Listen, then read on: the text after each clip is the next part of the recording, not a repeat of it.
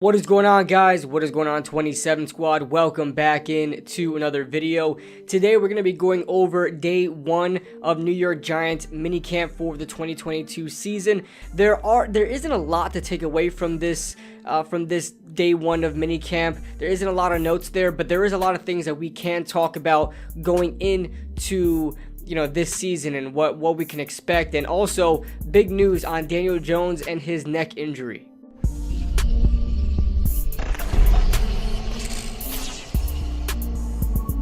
Before we start this video, guys, as always, if you guys are enjoying the content, make sure you guys hit that like button and subscribe if you guys are new to the channel.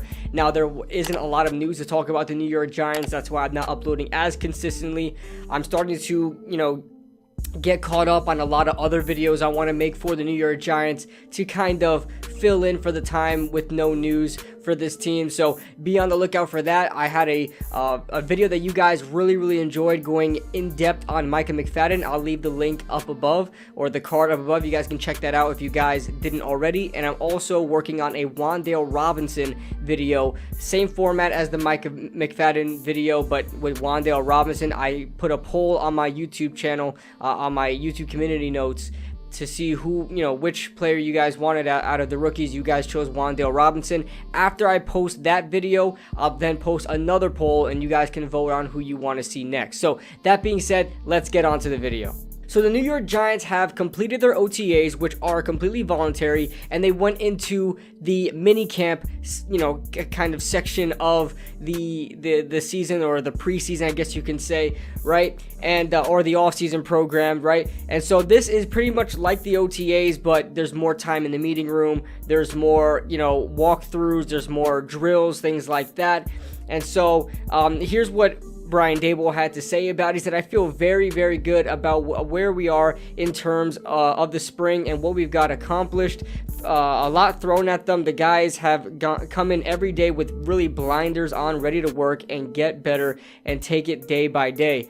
Great appreciation for their work ethic that those guys have put in, and the coaches. Long way to go, but we've got a lot accomplished this spring." So these practices obviously are not padded yet, so we're not going to see a lot of great offensive line play, great edge defender play. So even if you see any highlights from that, I take it with a grain of salt. It's not really, you shouldn't really look into the trenches when there's no pads on. It's really, I don't know, you really can't really make anything of that. But it said a trio of running backs got on the board with touchdown catches. Saquon Barkley caught one from Daniel Jones, Matt Breida from Tyrod Taylor, and Antonio Williams from Davis Webb. So it looks like Daboll and Kafka were really trying to incorporate the running backs. And honestly, this tells to what we saw in Buffalo with Brian Daboll, right? He loved to use those running backs, and this is a perfect system for those running backs. Antonio Williams coming from Buffalo, Tyrod Taylor, passing to Matt Breida, both from Buffalo as well. So it's hilarious to see. And then we've got David Sills, who caught a touchdown from Daniel Jones. David Sills is working with the first team because I guess there's a lot of injuries. You got Kadarius Toney, Sterling Shepard, so on. So David Sills working with the first team with Daniel Jones, and I honestly am happy about that. I don't think David Sills is going to remain on this roster just because of how much depth we have, but I'm a huge fan of David Sills, and I really want to see him make this team some way or another. It said there were a few close calls as far as takeaways go on offense, or giveaways on offense, but it was a clean day in the turnover department for the offense, which is good, right? We don't want to see Daniel Jones turning over the ball too much. We do want to see great defensive play, but really these practices are really orchestrated for the offense. So if the offense has a great day on it, I'm happy. I'm happy. So we get into the top plays here. It says Zion Gilbert, who is an undrafted free agent from FAU, who I really liked. He had a lot of good film that I watched, in his time in FAU. Undrafted free agent corner. Nearly had a pick six, but had to settle for a pass breakup. He's a guy that I think can possibly make this practice squad. And so I'm happy that we got some good cornerback depth in Zion Gilbert. And then it said here, Barkley had a big play down the sideline, catching the ball in stride for a sizable gain. That to me is probably, I'm thinking like a wheel route, right? A little swing pass, and that he took up the sideline. So that's good. Aaron Robinson and Cordell Flott had pass breakups. That's something I really want to see. if there's anything I want to see from this defense is Aaron Robinson and Cordell Flott balling out. I really want to, because I have a lot of, I guess, skepticism, a lot of worry about those positions and where they're going to fit on there. I know Aaron Robinson is pretty much our cornerback 2 this year.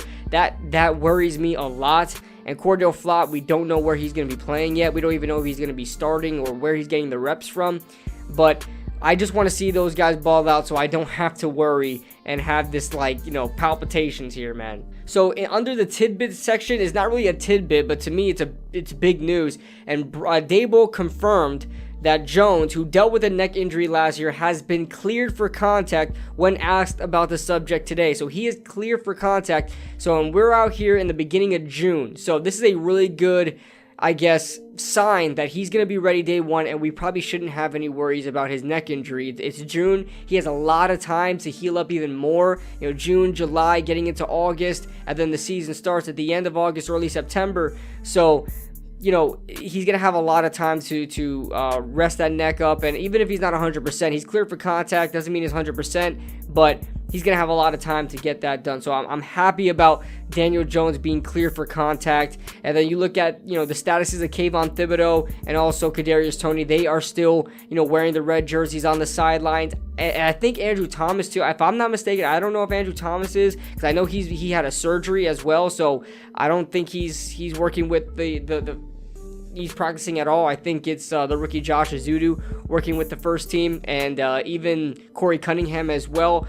So, you know, as far as those guys are concerned, I'm not too worried about Thibodeau or Kadarius Toney. I just feel like maybe they want to, you know, be a little bit cautious. It is early June. There's not really necessarily a need to have them out there yet. We talked about earlier how, you know, Kayvon Thibodeau being an edge rusher, you know, and then going into minicamp with no pads on. I mean, there's really no point of throwing him out there. You're really just, you know, probably maybe some mental reps, right?